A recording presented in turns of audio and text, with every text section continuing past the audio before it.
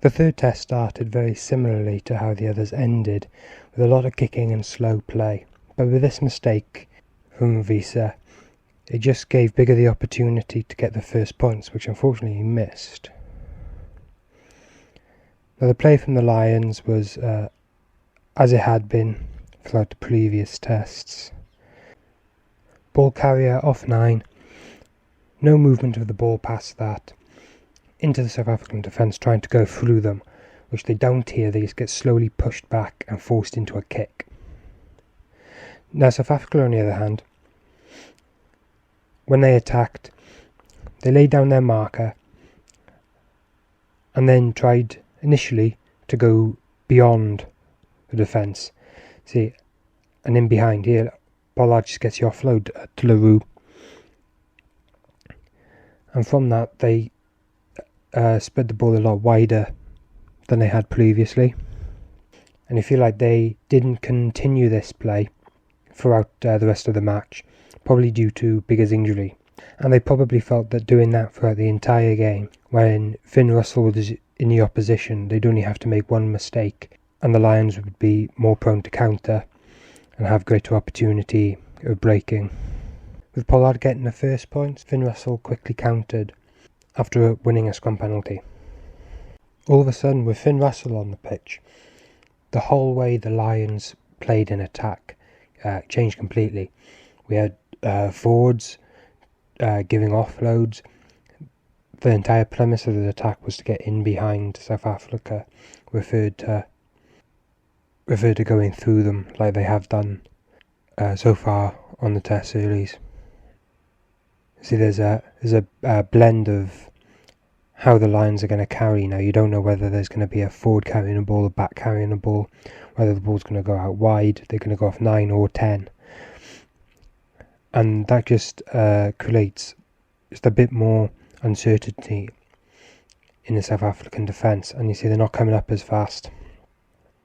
And the Lions are making serious ground in one possession of the ball for the first time in this Test series, and eventually it's just South Africa to give away the penalty. Now this style of faster, unpredictable rugby the Lions started to play, it just meant that it picked out individuals in the South African team. They weren't necessarily able to all conform to their predetermined game plan, of which was up fast in a line, and you know that the Lions aren't really going to be able to spread the ball very wide, and because of that it just lets all of the attacking runners that the Lions have, Duhan van der Merwe, Liam Williams, Josh Adams, Finn Russell, they just take advantage of that and really break up the play. Something Finn Russell did very well when he came on was his kicking to touch and general in-play kicking. He's making really good yardage here and consistently lands the ball on the 5 metre line, and it gave the Lions a fantastic attacking opportunity a number of times.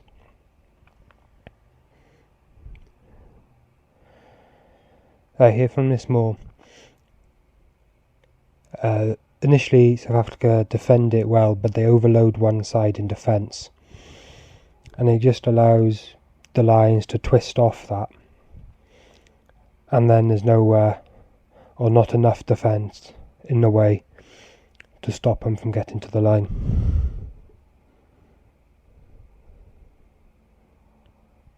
Now I just want to highlight this move that the Lions do here. So they set up a ruck and they come back to set up a maul from where the line out was. You can see that there's only 4 players there when Jack Conan receives the ball, and with the defending of South Africa, they don't manage to retain possession. Now you may have seen the move before, and South Africa did it against England in the World Cup final.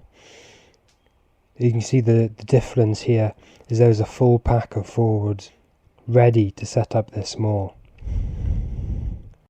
Despite that hiccup, the Lions forwards did front up to the South Africans, and their maul defence throughout the game was very impressive, generally speaking. Here you can see they managed to twist this maul, but in such a way that Alun Wyn Jones can reach the ball carrier. And if you can do that, you stop the ball carrier from peeling away and essentially doing what the Lions did to score their try.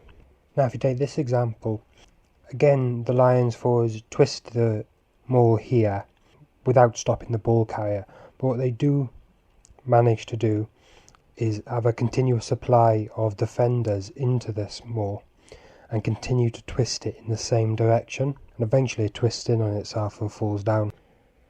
Now when South Africa saw Wyn Jones down, they must have been licking their lips,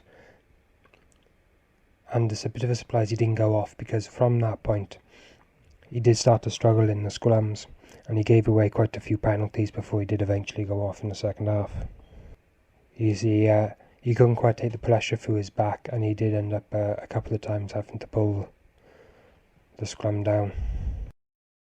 Now again, Finn Russell managed to put the Lions down into a really good attacking position, and again they set up the same maul, and they're in a good attacking position, starting to go forward, when Tom Curley goes rogue and just decides to take Siya Kolisi out. That's a clear and obvious penalty. Now when the Lions were attacking the South Africa line outside of set piece, they did revert to type that we'd seen previously from the previous two tests, and we had pick and go, maximum one pass, slowly across the line. And we've known from previous experience that this does not challenge the South African defence at all. Here all the forwards throw a blanket on them, and I feel like if they did manage to exploit the backs here, referred to, but it was well cut off by who showed very impressive line speed. He obviously managed to notice that Ali Price was running into their ruck, ready to get the ball out.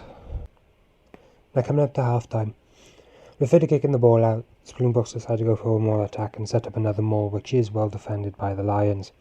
Again they turn it, this time using the touchline to stop any progression, and here Linnell says the ball's out and been lifted, and Courtney Laws wraps him up and then says this is an unplayable maul, which is a contradiction in terms. Then if we look at this hit from Visa, Linnell says it's fine, but yes, he's low, he is trying to clean, but he's not wrapped anything and he's tucked his right arm ready to make that contact. Now the start of the second half saw the completion of the 4-part series of giving free kicks for closing the gap that aren't free kicks. Now in only one of these free kicks can you even see a player encroach on the gap, and it's this when Alun Wyn Jones takes half a step there, ready to attack the maul. But other than that, I can't see a single one where anyone actually encroaches on the gap, let alone makes it difficult to play the ball. Now in such a tight game, where there's obviously so much riding on it, you'd think the Lions would tone back giving away so many penalties. They got lucky here, and Andre Pollard missed his first penalty of the series. Now I like the ambition that the Lions decided to come with, and they made good ground initially, they going wide, but soon the South African defence set, and from there it was one-up Cowleys that weren't making any more ground, and they were forced into kicking the ball away.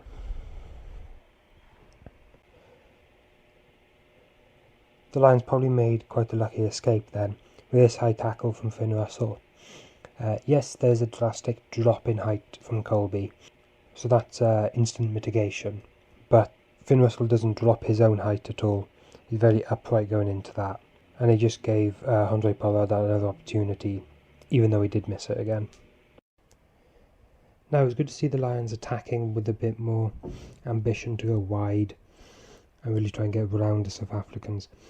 But as we've seen with a lot of Lions play when it's got to that situation. Inaccuracies really have let them down, whether it's a pass into touch or it's just checked someone. Here we've had 2 fumbles, and the South African defence have sensed that, and now as the Lions try and reset, just revert forwards holding the ball, and then they have no choice really but to kick after losing more than 20 metres. And from that challenge, it's just that one lucky bounce, and Van der Merwe coming in off his wing means there's space there, no one's moved in to cover him.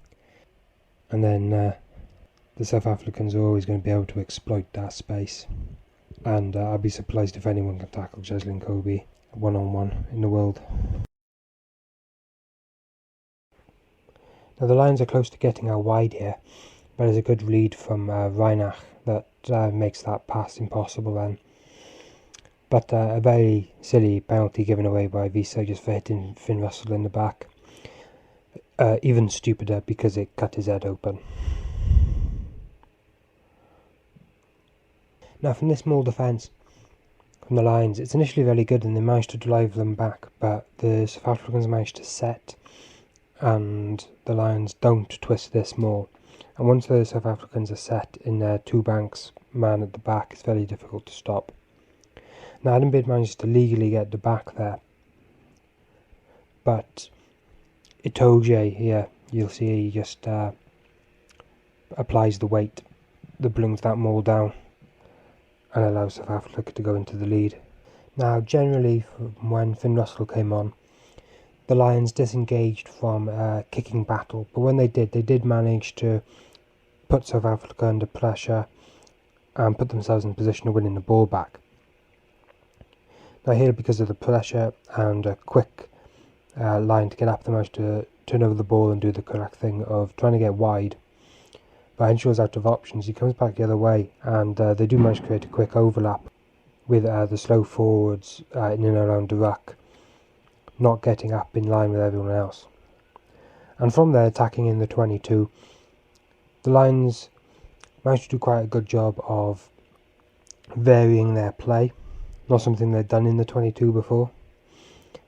But you'll see the South African defenders, they're very quickly moving off. Players no longer in a position to receive the ball, therefore giving them a better defending opportunity out wide. Now with just a few minutes to go and the Lions still 3 points behind. But you can see Carl Sinclair's knee does just hit the ground as he's got his feet just a bit too far back and overextends. Now, up to this point in the match, the Lions' maul defence had been very good. But here you can just see it's the Lions that get split and South Africa can go up the middle. No, what they've done there though is players from behind the front line, the point of contact, have separated. So if you were to ask me, that second half of that maul would have been illegal because the front of the maul is no longer the same maul and they've separated. The Lions win a turnover here, the drop ball. Henshaw just checks because on the outside they've come up very, very fast. But the inside haven't had time to come across and cover and get into a defensive shape. And that just gives him the opportunity to go straight through. And then pick any one of those penalties to give Finn Russell the opportunity then to draw level with 5 minutes to go. Now South Africa are attacking in the final couple of minutes during a drawed game. Morné Steyn has come on now, and in the wide shots you just see him slowly prowling around that drop goal position. And the forwards are just trying to win him that those few metres or a penalty, which would obviously be a lot easier shot. And